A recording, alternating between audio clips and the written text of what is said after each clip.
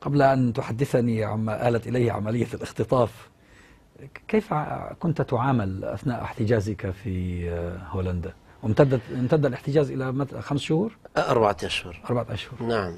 في البداية طبعا كان بغلظة، لأن على ما كان عندهم من تقارير. بعدها وجدوا سلوكي، وهم طبعا أيضا لهم باحثون اجتماعيون يراقبوا السلوك. بعدها لما من غرائب أحكي لك، يعني من غرائب ما جرى، صار عندي كتب، صار عندي تأتيني الحياة. عملت أرشيفا داخل كل ما أقرأ في موضوع الحياة أقص وأضعه في أرشيفه، وأنام في 12 في الليل، أستيقظ في 6 صباحا، وهم عادة يراقبوا في 2 كل ما يراقبوا يجدوني مستيقظا، وفي النهار مشغولا. بعدما وجدوا سلوكي مستقيما جاءني 2 باحث اجتماعي وعالم نفسي، قالوا نحن من خلال المراقبة وجدنا سلوكك مستقيما، الآن عندك فرصة لتعمل في معمل السجن، ننتج براغي أو مسامير، فأنت ممكن فقط تلبس كفوف وتضعها وتزنها، ويمضي منك النهار أيضا. ويدفعوا لك فلوس عليها؟ نعم، وندفع لك كذا مبلغ يعني. قلت والله عفوا أنا ليس لدي وقت. قالوا كيف؟ قلت ليس لدي وقت. قالوا 24 ساعة أنت في الغرفة، تخرج ساعة واحدة لشم الهواء، وأيام الأربعاء تخرج ساعة للرياضة، ما عندك وقت؟ قلت والله ما عندي وقت. قالوا كيف أنت بماذا مشغول؟ قلت مشغول بالكتابة، بالأرشيف، بكذا يعني. استغربوا وهم يضحكون، قالوا هذه فرصة ما نعطيها للناس إلا بعد سنة لما يكونوا مسجونين هنا، وأنت جاءتك الفرصة وما توافق. قلت لا أنا ما أوافق، ما أنا بصدده أنفع لي مما أنتم بصدده. المهم بعد ما وقعت على أنني أصبحت حرا، وهم نقلوني، وكل ما كان تراودني في تلك الفترة من وساوس أنهم ربما ينقلوني إلى مطار صغير ويحولوني إلى الأردن كما يريدون، أو إلى اليونان، أو إلى بلد آخر كمرحلة، ثم إلى مكان ما. دخلنا على طريق أمستردام، بعدها راحوا على طريق فرعي، ثم وصلنا إلى أماكن قلت فيها الأضوية، ثم منطقة أخرى قاحلة من الناس، من السكان، ما في عمارات أو عمارات تبنى. وهناك صار التفات هكذا على المطار، فعرفت أنه يدخلوني المطار من الخلف.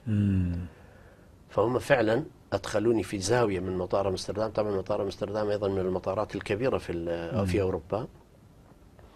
كانت طائرة واحدة واقفة وسيارتين حوله. فلما وصلنا إلى باب الحديد اللي يفتحوه، واحد منهم أدار الراديو، ففهمت من اسمي فقط أنه ملا كريكار. فقلت جيد، إذن الخبر واصل إلى الصحافة. يعني هذا إذاعة؟ نعم إذاعة. وهم أيضا كل واحد نظر إلى الآخر وحركوا رؤوسهم. فجاءت واحدة لتفتح الباب، قال من أنتم؟ واحدة قالت كاترينا. المهم يظهر كالرمز ولا اسمها ولا شيء. المهم فتحوا لهم الباب وأدخلوني إلى قريب من الطائرة. كاترينا هاي نرويجية؟ لا، كاترينا اسم، يعني اسم كاترينا أوروبية بصورة عامة يعني. وكنا هناك وصار ليل يعني، والدنيا باردة تقريبا. فوجئت قالوا يأتيك المحامي على باب الطائرة؟ نعم، وهم مشوشين. قالوا يأتيك المحامي. قلت محامية أنا كوبي؟ قالوا يأتيك محامي لا نعرف.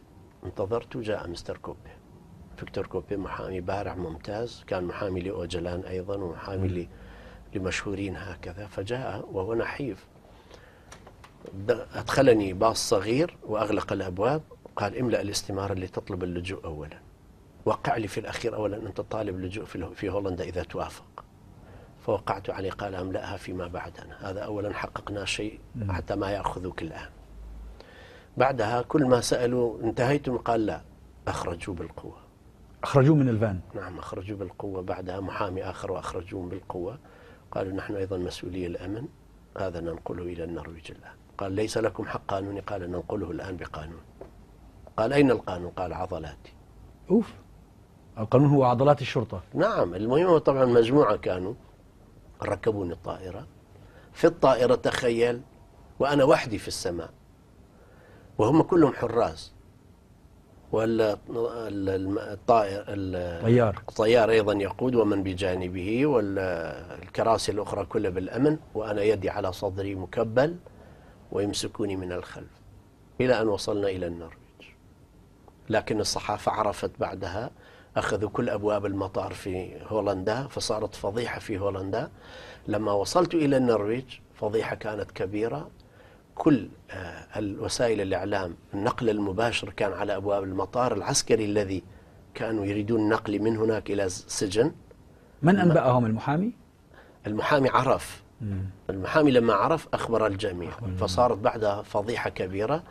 وفي النرويج ما أحد تجرأ أن يستلمني، لأن كل ما ضغطوا على الشرطة أنه نعتقله، المدعي العام في أوسلو اسمه لافستاد أو اسمه هكذا يعني، قال اسمه كفيكستاد، قال ما لكم حق تعتقلوا.